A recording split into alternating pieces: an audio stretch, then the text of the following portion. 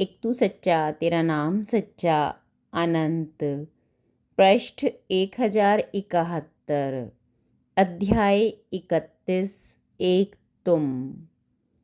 सतपुरुष बाबा फुलसंदे वाले कहते हैं, मेरे दुख भरे संसार में एक तुम ही तो थे मेरा चांदना। देवता गगन से उतर के फूल बिखराते रहे मेरे आंगना। हे मेरे अंतर्यामी, हे मेरे अनंत परमेश्वर, एक तुम ही तो थे मेरे मन के स्वर्ग में। स्वर्ग के फूल बन के महकते हो। मेरे संसार से मन पर तुम चंद्रमा की छाया बनकर पड़ते हो।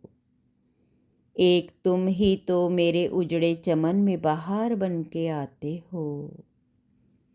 एक तुम ही तो हो जो मुझे चांदनी रात में अपने कांधे से लगाए स्वर्ग की उस झील के निकट ले जाते हो, जहाँ देवता और फरिश्ते तुम्हारी आराधना करते हैं।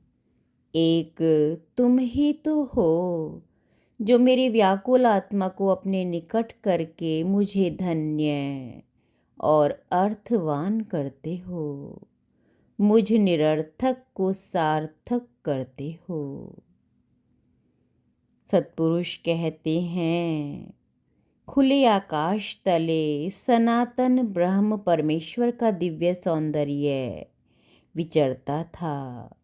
सतपुरुष अपने देवतुल्य शिष्यों के साथ परमेश्वर की महिमा का वर्णन करते हुए विचरते थे। उन्होंने अपने देवतुल्य शिष्यों से इस प्रकार परमेश्वर की महिमा का वर्णन करना प्रारंभ किया। हे परमेश्वर, मैं तुम्हारे दिव्य लोक में उजालों से मुंह ढके हुए सोता था, पर बेचैन आत्माओं की करुण पुकार ने मुझे सोने न दिया। उनकी मदद करने के वास्ते ही मुझे इस मृत्यु लोक में आना पड़ा। धरती पर भटकती है स्वर्ग की आत्माओं, मेरे निकट आओ। मैं तुम्हारे ही वास्ते इस धरती पर कांटों में बिंधता और लहूलुहान होता रुंधड़ता फिरता हूँ। आ कि मैं तेरी आँख के सब आंसू पोंछ दूँ।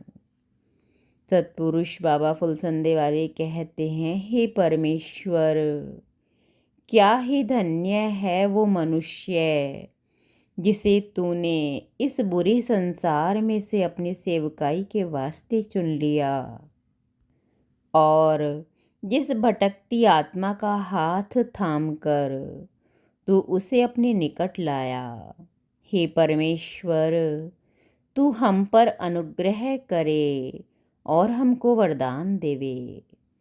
धन्य हैं वे सतगुरु के मुख से जिन्होंने परमेश्वर की आवाज़ सुनी और दुख छल कपट से भरे संसार से अपने मुख को मोड़कर परमेश्वर की तरफ को, अपनी आत्मा की तरफ को फिराया। मुख सतगुरु का है और आवाज़ ईश्वर की है। क्या तुम सुनते हो? एक तू सच्चा तेरा नाम सच्चा।